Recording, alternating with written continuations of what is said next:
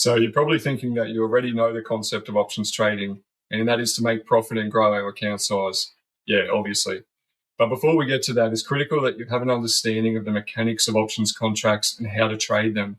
Please absolutely do not start to trade options unless you know what you're doing and you understand what's going on. This is your hard-earned money after all.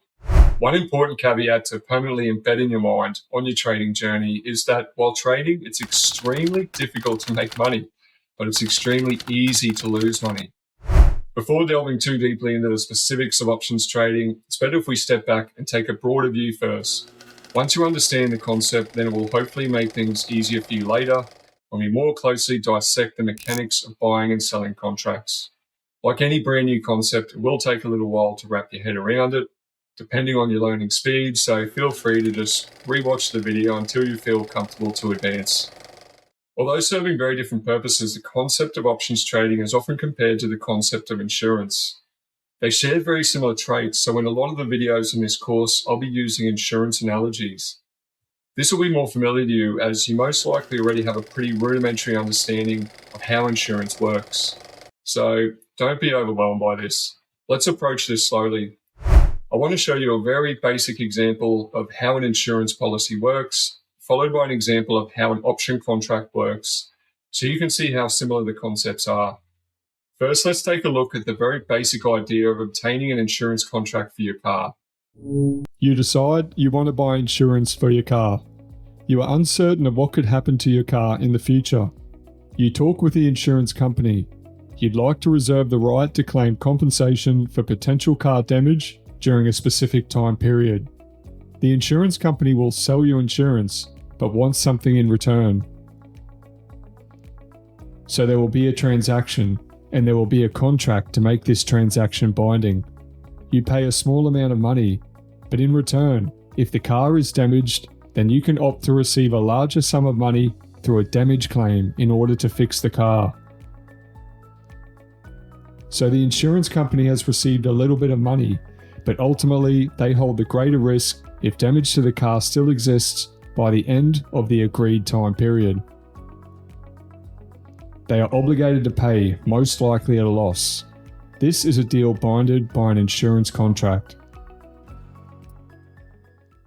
I told you we're going to ease into this. I presented this insurance example first to make it easily understandable, and I believe this same concept translates quite well into how an option contract works.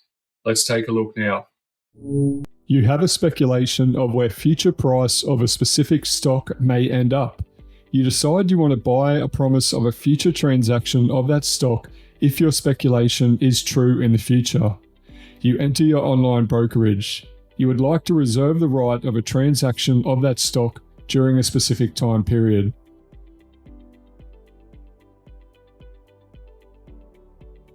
The seller will sell you that promise, but wants something in return. So there will be a transaction, and there will be a contract to make this transaction binding. You pay a small amount of money, but in return, if your speculation is correct, then you can opt to receive a larger amount of money through an advantageous transaction of that stock. So the seller has received a little bit of money, but ultimately they hold the greater risk if your speculation is correct by the end of that time period. They are obligated to fulfill their promise and complete the transaction of that stock, most likely at a loss. This is a deal binded by an option contract. Okay, so this concept will take some time to sink in. I'll rewatch it as many times as you need. Also, don't worry if you don't fully understand it yet. It will actually make more sense as we progress through the course more and learn more about the specifics. But for now, just try to achieve a very basic understanding. Once you feel semi-confident with that, let's move on, and I'll try to elaborate a bit more by explaining the very basic outcomes of the contract that is entered into. Basically, there are only two outcomes. For the first outcome, we'll have a look at the insurance analogy. When entering into the contract for your car insurance, all stipulations have been agreed upon, including the time period of coverage. You pay the insurance company to fulfill the contract. Your car finishes the time period with no current damage. You lost money essentially for nothing.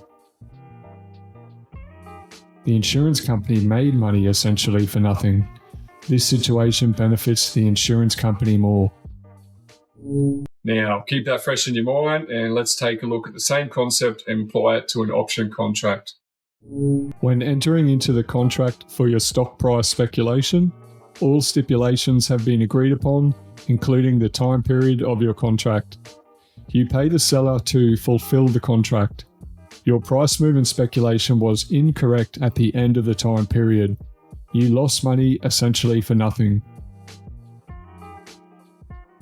The seller made money essentially for nothing. This situation benefits the seller more. Simple, right? Now, for the second outcome, let's start with the insurance analogy. When entering into the contract for your car insurance, all stipulations have been agreed upon, including the time period of coverage. You pay the insurance company to fulfill the contract. Your car finishes the time period with some damage. To cover the damage, the insurance company has to pay much more than they received. And let's say you, as the car owner, had some previously existing damage also fixed as part of the claim. You receive much more value than your initial payment. This situation benefits you as the car owner more. And again, we're going to keep that concept and move it to the world of options now to see what the second outcome is.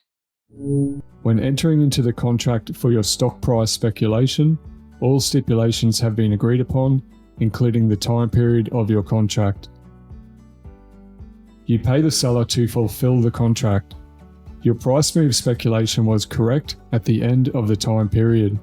To fulfill their promise, the seller has to make a disadvantageous transaction of that stock, losing a lot more than they received.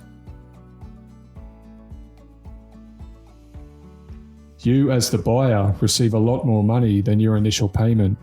This situation benefits you as the option buyer more. Okay, so rewatch this until it sinks in. Before I receive critiques over my explanation of how insurance works, yes, obviously there is more to it than that, but the title of the video is Concept Explained. I'm just trying to provide a surface level explanation of the concept to make progress through the course easier for you with baby steps. Let's take a look at the key takeaways from the lesson. A speculation of future price movement of a stock is made by both contract buyer and contract seller. The contract buyer enters the contract by paying a small amount of money to the contract seller in the hope that their speculation is correct and they will make a larger amount of money. The contract seller enters the contract by receiving a small amount of money from the contract buyer in the hope that their speculation is correct and they will not lose a larger amount of money. Let's leave it there at this stage. Have a good day.